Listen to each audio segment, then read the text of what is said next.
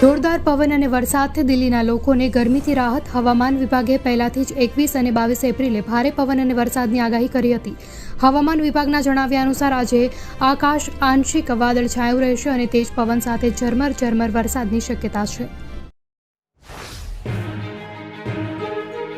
માલદીવની સંસદીય ચૂંટણીમાં રાષ્ટ્રપતિ મોહમ્મદ મુઇઝુની મોટી જીત. માલદીવના પ્રમુખ મોહમ્મદ મુઇઝુની પીપલ્સ નેશનલ કોંગ્રેસ એ 93 સભ્યોની સંસદ માટે અત્યાર સુધી જાહેર કરાયેલી 86 બેઠકોમાંથી 66 બેઠકો જીતી લીધી છે, જ્યારે મુખ્ય વિપક્ષી પાર્ટી માલદીવિયન ડેમોક્રેટિક પાર્ટી માત્ર 12 સીટો પર આગળ છે.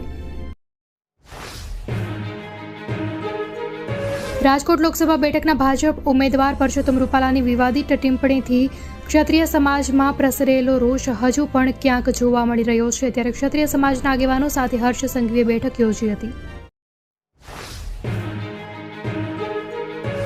અમદાવાદમાં મહિલા કોન્સ્ટેબલે પોલીસ સ્ટેશનમાં પીધી દવા. પીઆઈ પર પતિને મારવાનો આરોપ. આપઘાતનો પ્રયાસ કરનાર મહિલા કોન્સ્ટેબલે પોલીસ સ્ટેશનનો વિડીયો પણ શેર કર્યો છે. વિડીયોમાં પીઆઈ મહિલા કોન્સ્ટેબલના પતિને મારતા દેખાઈ રહ્યા છે.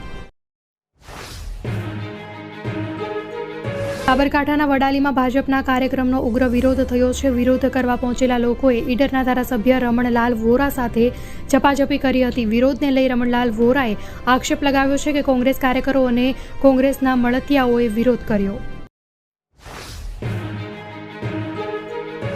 પાલનપુરના પૂર્વ ધારાસભ્ય રેખાબેન દ્વારા બનાસકાંઠા લોકસભા બેઠક પર કોંગ્રેસના ઉમેદવાર ગેનીબેન સામે આક્ષેપ કરાયા છે, જેમાં તેમણે કહ્યું છે કે ગેનીબેને ગત ઇલેક્શનમાં જ્યારે એફિડેવિટ કરી ત્યારે તેમની સંપત્તિ નીલ બતાવી હતી અને અત્યારે તેમણે એફિડેવિટ કરી તેમાં તેમણે 40 વીઘા જમીન, ભાભરમાં 3 બંગલા અને 2 ગાડીઓ તેમજ કિલોમાં સોનું ચાંદી બતાવ્યા છે.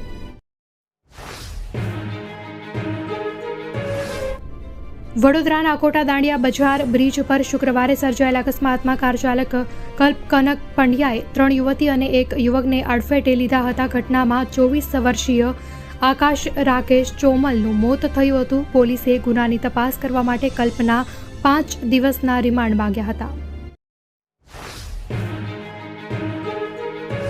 અમદાવાદ શહેરના પૂર્વ વિસ્તાર માટે મહત્વના સમાચાર સામે આવ્યા છે. હવે પૂર્વ વિસ્તારના લોકોને ટ્રાફિક અને હાલાકીનો સામનો નહીં કરવો પડે, કારણ કે કેડીલાથી ઈસનપુરને જોડતો નવનિર્મિત ઘોડાસર બ્રિજ ખુલ્લો મુકાયો.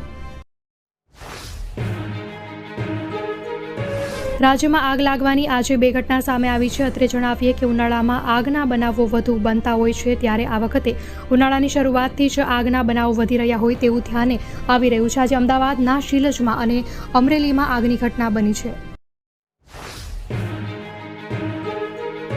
ગુજરાતમાં કોંગ્રેસ હવે 23 બેઠક ઉપર જ ચૂંટણી લડશે. સુરત લોકસભા બેઠક ઉપરથી કોંગ્રેસ ઉમેદવારનું ફોર્મ રદ થયું છે. ગુજરાતમાં 2 બેઠક કોંગ્રેસે ગઠબંધનના ઉમેદવારને આપી છે. હવે 26માંથી કોંગ્રેસ 23 બેઠક ઉપર જ ચૂંટણી લડશે.